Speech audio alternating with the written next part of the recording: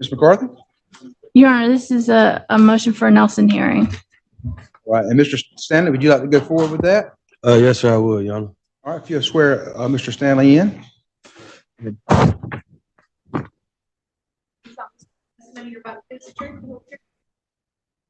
Yes, ma'am. All right, sir, state your name. Xavier Javar Stanley. Mr. Stanley, what are you asking for today? I'm asking to be appointed different counsel, Your Honor. Okay, and what are your grounds? My grounds is, Your Honor, Ms. McCarthy, she's very incompetent. I request to discharge the counsel appointed substitute. Keeping Ms. McCarthy on this case, Your Honor, it will result in ineffective assistance, Your Honor. She has not provided me adequate counsel whatsoever, Your Honor. I got a lot of grounds. Back in August of 2023, Ms. McCarthy told me that she reviewed the case, determined I would never should have been charged for this robbery, first and foremost, Your Honor. She also met with me November 16th, November 17th, and November 20th of 2023, and told me that I should not enlist the facts in the motion to dismiss. I had the counsel at the jail pull that too as well, to where she told me not to enlist my facts in the motion to dismiss, Your Honor. Let's see. As well as the sworn statements on both cases, Your Honor, we got evidence to where the victims in both situations excluded me. We got one victim lying, giving two contradicting stories, Your Honor. Ms. McCarthy advised me that she would have these charges dismissed due to the police bribing witnesses to implicate me in this situation, Your Honor. That has not been done. She said it doesn't matter the facts because you believe every defendant is guilty until proven innocent. Her words, I got that too right here for you. It's in a letter, if I may approach.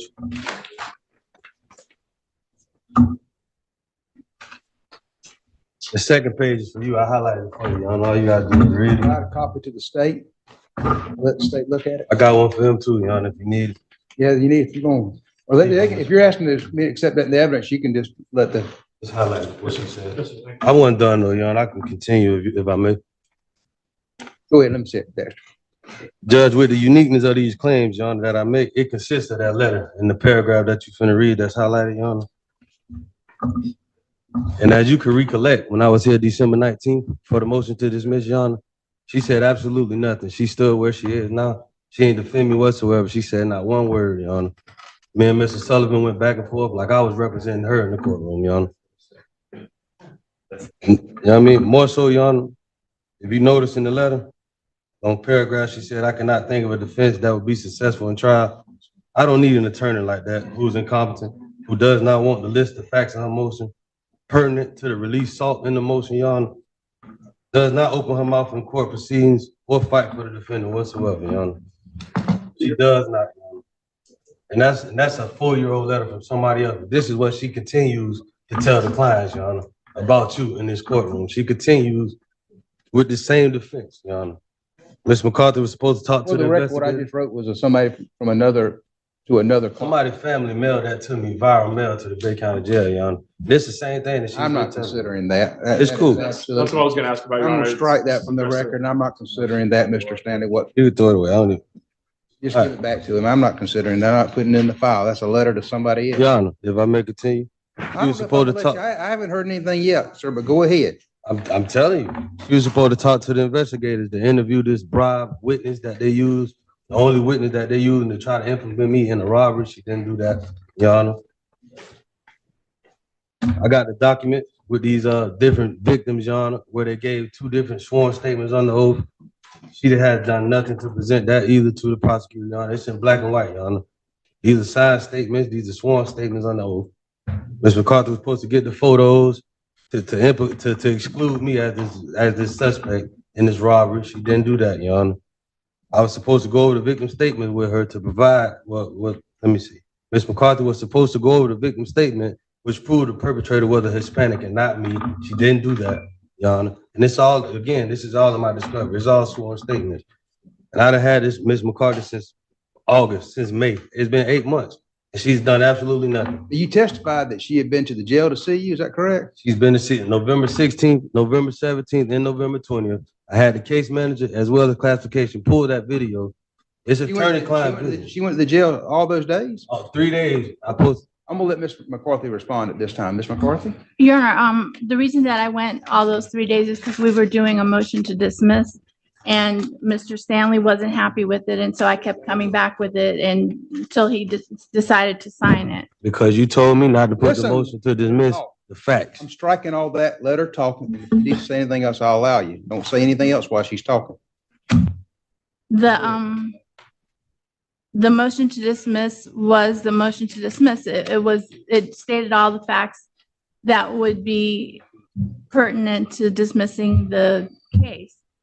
The reason that I didn't argue when we got to court is because a traverse was filed and there was nothing else to argue about. And that's where we are. We're ready to go to trial.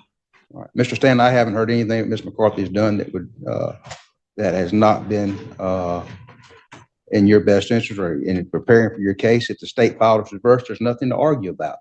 No, that's it. I've ruled. I'm going to deny your motion. We need to set him for trial.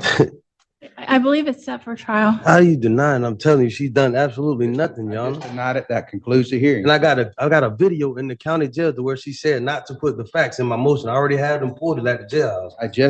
They shouldn't be, they shouldn't be, Ms. McCarthy may need to look in that. If they've got something, they're, filming attorney-client, She perjuring herself in your courtroom, sitting here lying. And that will conclude the hearing, sir. We already set for trial. I believe we are. All right, leave it on the trial docket. Don't say another word, sir. Go ahead and take him back in the back before he gets in trouble.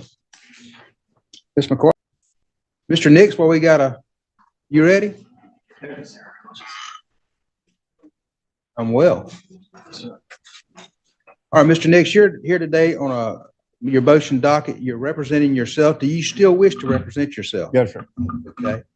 And I don't know that you have anything pending. I think, have you got the orders dismissing your motion to compel and dismissing your motion to dismiss? Yes, I just got them. Okay. All right. Is there anything else today that we need to discuss? Yes, sir. Your Honor, I got a couple of issues. Your Honor, this is what I don't understand. In the discoveries, the affidavit is not filed. Okay. And then the affidavit that is filed is not in the discoveries. There's two different affidavits. I don't know which one to prepare my defense on. Okay. Mr. Sullivan, you understand what he's talking about? I don't either. The affidavit that's in the discoveries is not filed. They're not filed. There's nowhere. There's only one affidavit that's filed through the case history. And so the one that's in the discoveries are not filed. It's a totally different affidavit. I got no idea what you're talking about. Here, let me show you, Your Honor. Okay, this affidavit right here, this one right here is filed. See, Your Honor, it's got the numbers at the top, 22-3101. This is the affidavit that's filed. Okay. In the discoveries, it's a totally different affidavit, totally different statements. It's not a case file copy. It's totally different. What's filed in the court file is a complaint. Sir? They have a complaint. Yes, sir. Yes, sir. And in the discovery, the complaint that's in the discovery is totally different. It's not a case file copy. It's not a duplicate. And this was not filed. It's a totally different probable cause. Mr. Sullivan, got any idea if you want to present that? Show Mr. Sullivan first and let him submit himself. So the one that's filed is this one. The affidavit that's in question, who's the defendant on that? Sir? Who's the defendant? He only has page 2, Your Honor. I wonder if that's where Ms. Weber is, if that's Ms. Weber's probable cause affidavit. No, sir, I got hers. It's totally different. I got hers. I got hers as well. No, sir, it's totally different.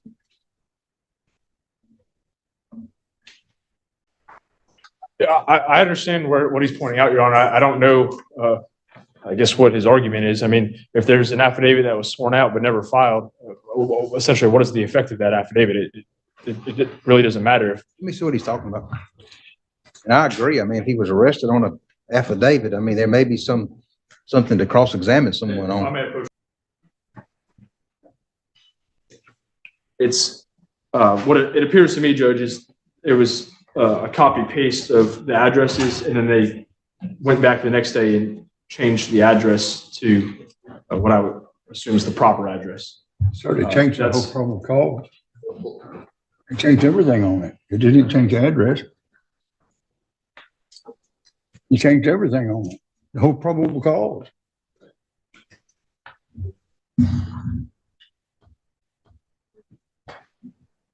The one that's filed was signed on the 26th, and this one's signed on the 27th. Yes, sir.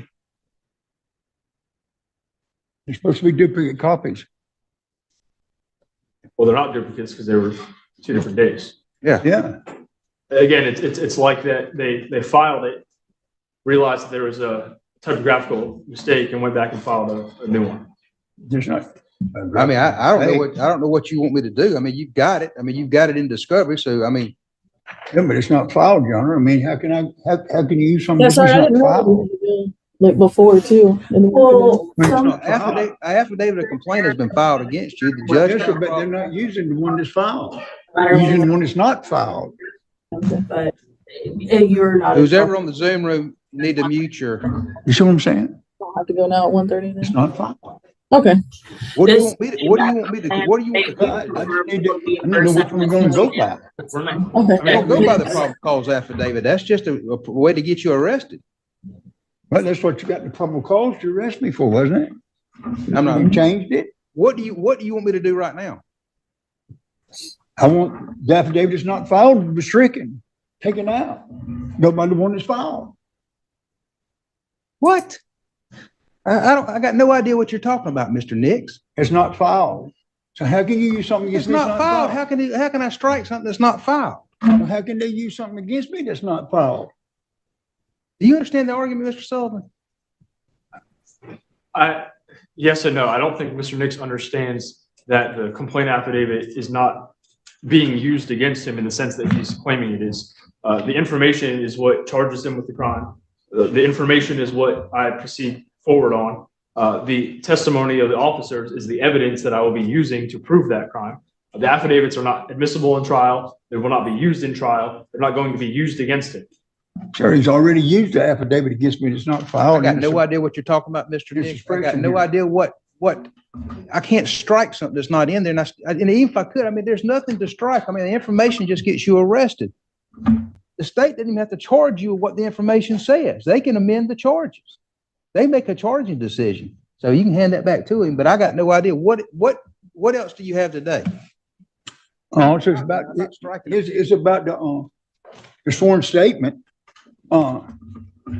Mr. Sullivan said he talked to the officers and there's no sworn statement on the body cam, right?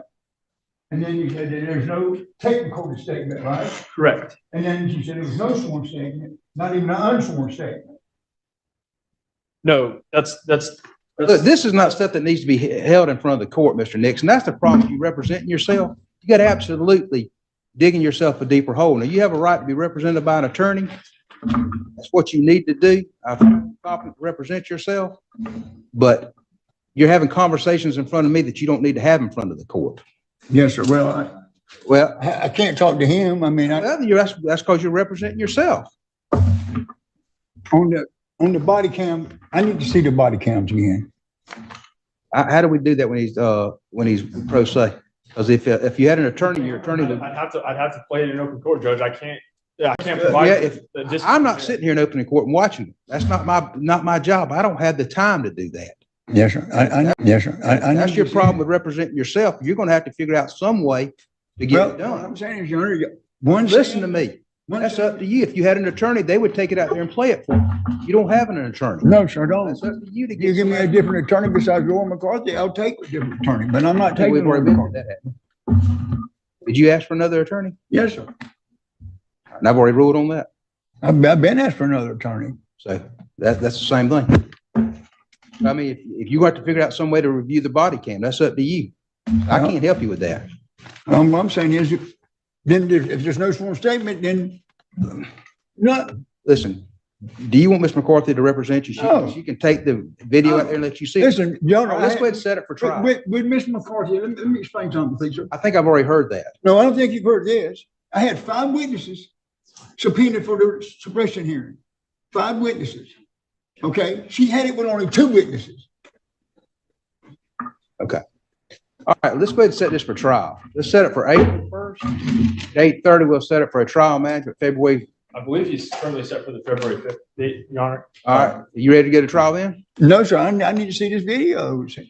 Also, I need to. Is it one on the list? What's that? Is it on your list? He's one that, depending on some ailments, he may make it. He's kind of on the fence. So I'm fine leaving him on if you want. Or I'm fine moving him to April, either or. Let's move it to April 1st at 8:30, and you just figure out some way, the body cam. I can't help you with that. I'm not sitting here watching. Okay, but while I'm here, I need the CHAD logs from July the 20th. You're gonna have to file a request. Okay. April 1st at 8:30, March 15th for trial management.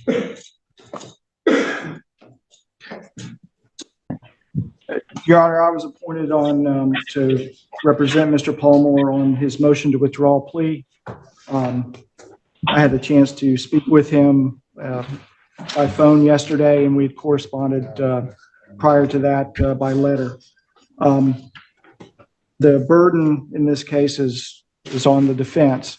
My question is how the court would like to proceed, whether I can proffer what I anticipate the argument is, or whether you would like to hear testimony from Mr. Palmore himself.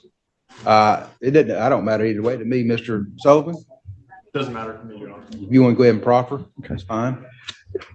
Your Honor, based on Mr. Palmore's motion to withdraw plea, there are two significant issues that I believe are to be raised. One is during the plea colloquy. You went through the traditional plea colloquy that you do hundreds, if not thousands of times each year.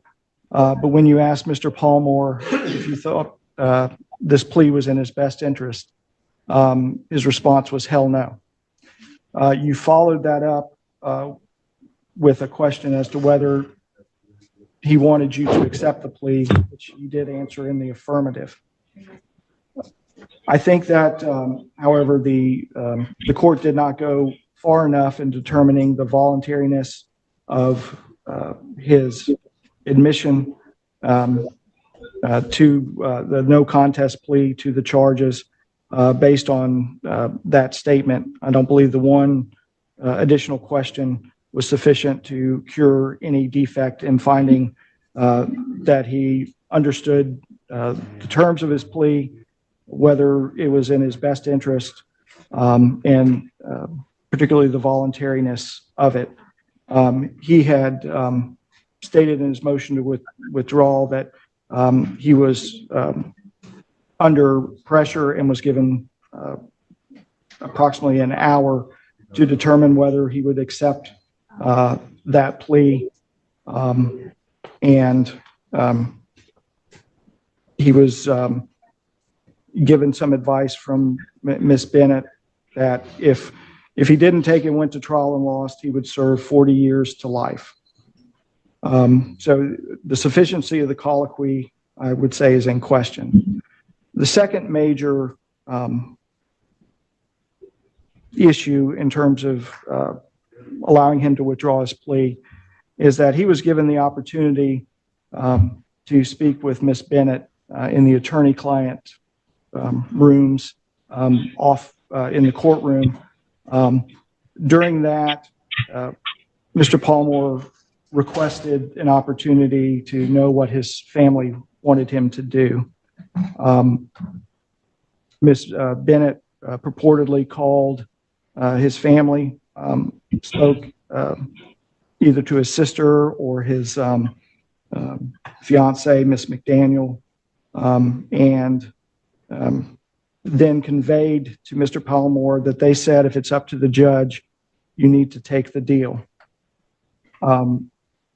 After he was sentenced and taken back to the jail, he was able to get a corrections officer to let him place a phone call to family members trying to be placed in segregation in anticipation of his transfer to the Department of Corrections, at which time he talked to his sister, Miss Whitney Dean, and she conveyed to him that she couldn't believe he took the deal, that he should have gone to trial, and that that wasn't what he had they had told Ms. Bennett to convey to him.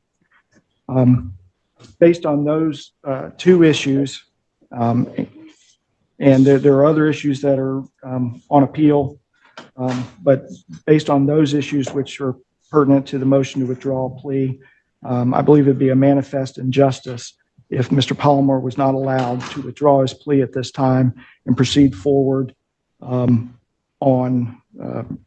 trial on the underlying charge, to complete discovery that he alleges was not done in the 3 years the case was pending with his prior counsels, Mr. Middleton and Ms. Bennett. And he understands that the cases that were consolidated could be revived if you allow him to withdraw his plea. We had hoped his sister would be here, but I've called her name numerous times and have not gotten a response. Mr. Sullivan? Your Honor, as far as what Mr. Palmore's family wanted to do, I don't believe that that's relevant. It's ultimately the defendant's choice to go to trial, take a plea. The simple fact is that Mr. Palmore was picking a jury that morning. He was colloquied, as Mr. Meredith said. I believe that colloquy was sufficient. The choice that Mr. Palmore was faced with was the choice between going forward with picking a jury trial and facing an enhanced sentence as a habitual offender, which would have exposed him to a life in prison sentence, or taking the plea deal without the enhancement, which he ultimately chose, which was for 25 years. Faced with that option, he chose the lesser penalty of 25 years. There's been no showing that there's any valid reason to allow him to now go back and withdraw that plea. I'm going to take it under, I'm sorry, Mr. Mayor. Your Honor, the issue of whether he qualified as a habitual offender, that is another thing that the record is not clear when or if Ms. Bennett conveyed that to him about the habitual offender. I think that was brought up the morning of trial. It was discussed prior to the morning of trial. I had held off filing the motion because Ms. Bennett had asked me to wait so she could continue to talk to her client about the plea deal. So I had held off filing the notice. I came to court the morning of trial with the notice in hand, and my understanding is that she took a copy of that back to the attorney visit room to go over that and show Mr. Palmore that I had it, I was ready to file it, and that if we were moving forward, I would be filing it. And I would direct the court's attention to paragraph 5 of Mr. Palmore's pro se motion about the habitual offender situation. So if you would review that. I'll take it under advisement. Just one thing for the record, you indicated that Mr. Palmore only had 1 hour to decide the plea. It's my understanding, I may be wrong, and Mr. Sullivan, you can correct me. I know, Mr. Meredith, you weren't involved, but I was contacted on Friday afternoon to have a hearing Friday afternoon to allow Mr. Palmore to accept the plea. And I declined to open the courtroom back up for him to do that, and based on my message to Mr. Sullivan and Ms. Bennett, and I actually to Mr. Palmore through Ms. Bennett, was to wait till Monday morning and to see if he still wanted to take the plea. But it was my understanding that he wanted to take the plea on Friday. And I declined the opportunity to do that. That is correct, Your Honor. All right, anything else? Paragraph 1 of his motion talks about his being misled by Ms. Bennett in terms of if the motion to suppress was not successful, he'd be taken to trial. So it wasn't until after that motion that there was any discussion or urgency by his counsel for him to accept any plea. Now, whether that happened Friday or Monday in the courtroom, I don't know. Well, I think we had trial management on Friday, and So, then after that, when my motion going to advisement, when I'm going to know when you're going to deny it, like when I'm going to know what's going on. Whenever you get on order from me is when you'll find out. All right, that'll conclude today's hearing. Good luck to you, Mr. Powell. How long is it going to take for you to? I got no idea. I just told you whenever I get to it. That'll conclude the hearing, sir. It won't take too long. I conclude the hearing when I gotta say something. What do you want to say? Go ahead and say it. I'm trying to figure out like when will my motion be ruled on? Like, It will be ruled on fairly quickly, sir. I'd say sometime within the next 10 days. okay. All right. That'll conclude today's hearing. Yes, sir. Good luck. I'm doing well. And Mr. Beecham, you're representing yourself. I think I've already found that you're competent. You understand at any point in time you can ask an attorney to be appointed to represent you? Yes, sir. Do you wish to continue to represent yourself? Yes, sir. Okay. Well, for I have a preliminary hearing today, sorry.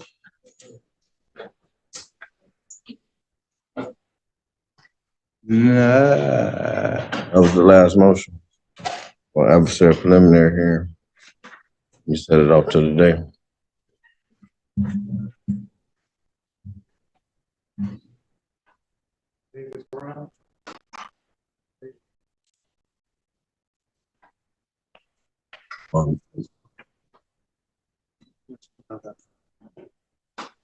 I don't see a motion for an adversarial hearing, sir. Judge, and it's been denied. If you go back to December 4th, there was. You denied a it with motion another for motion?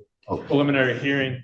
However, that's what it was styled. Okay. If you actually look at it, that's not. Oh, in support of the declaratory I judgment? orally made one in court on the last hearing and you put me off to this date. I orally made one up under the rule.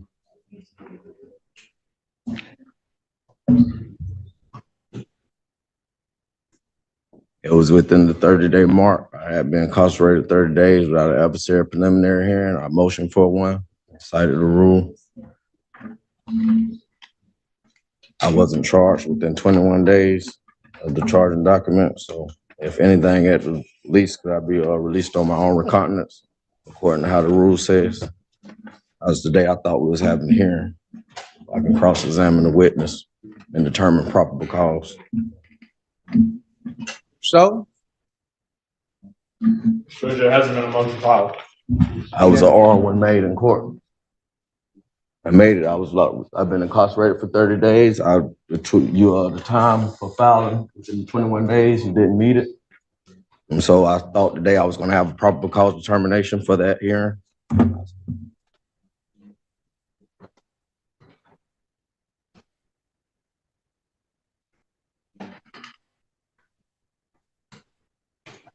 I'm entitled to it by the rules.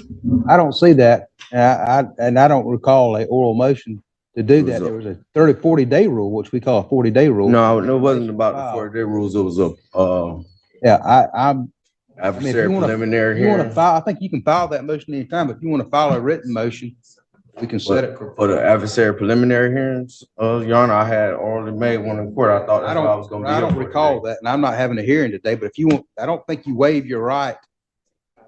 And I think you can file, unless I'm incorrect. I think you can file if you want to file a written. It's actually within the 30-day. I'm not having a hearing today. I'll give you an opportunity if you want to file. Okay, thank you, Your Honor, but can I be released on my own recognizance according to what the rules say? Motion denied. But if you want to file a motion for preliminary hearing, I'll have that February 22nd.